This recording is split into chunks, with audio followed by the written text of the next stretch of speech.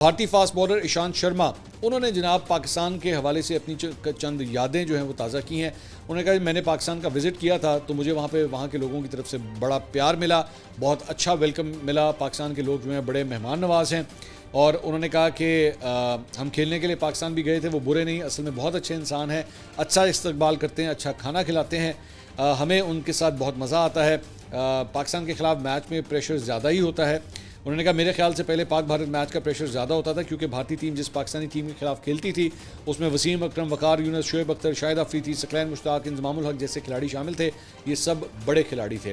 तो प्यार तो हमेशा पाकिस्तानी अवाम करती है, लेकिन आपसे सिर्फ ये डिमांड करती है कि इज़्ज़त के साथ जो है वो अपना रिश्ता रखें। आप अगर इज़्ज़त का ख्याल नहीं करेंगे तो भाई फिर हमसे ज़्यादा जो है ना वो आपको फेंटा मारने वाली भी और कोई कौम नहीं है।